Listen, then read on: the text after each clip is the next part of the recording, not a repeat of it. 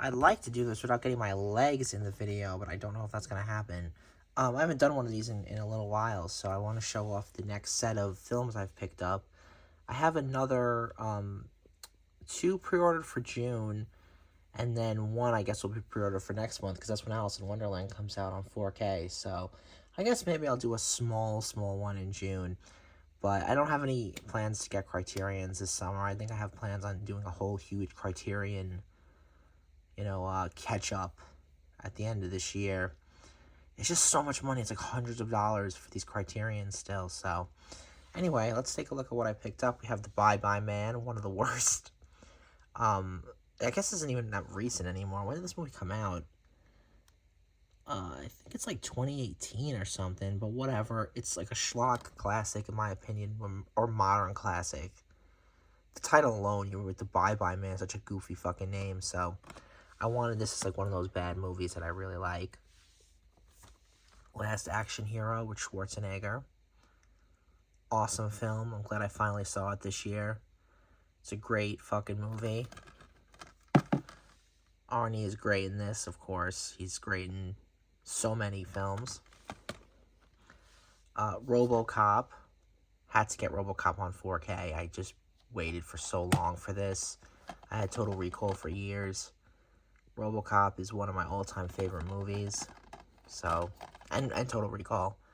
But I just love RoboCop. I think it's like a perfect movie. I really do. I think it's like a perfect film.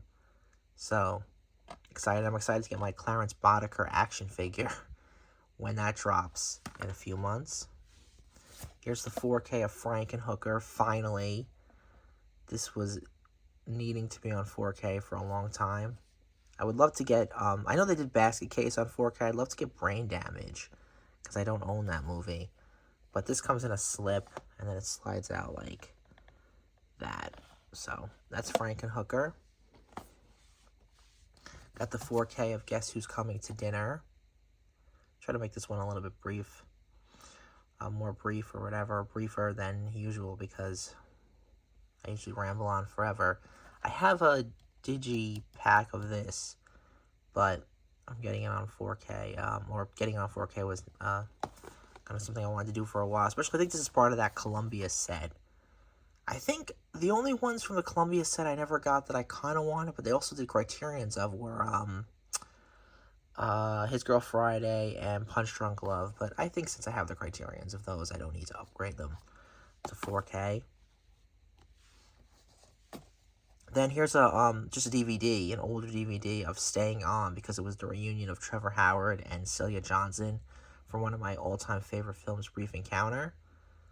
So I watched, this is the first film I watched this year, actually. And I thought, you know what, I'll buy this movie on eBay for cheap, because it's never, I mean, this is like, yeah, it's like a TV movie. It's not gonna fucking see the light of day probably ever again, so. And they're, of course, great in it. Celia Johnson was a tremendous actress. Yeah. And then finally, Miss 45, which means I need to get more Abel Ferrer films. Like The King of New York, which is my favorite. And I want to get Body Snatcher. And there's a few others that I want to get. But I saw about 16 of his movies this year. And I really like him as a filmmaker. I think he's a very good filmmaker. Probably the best of the old guard we have working today, in my opinion. And he was, of course, in Marty Supreme, which is why I started watching his movies after. But yeah.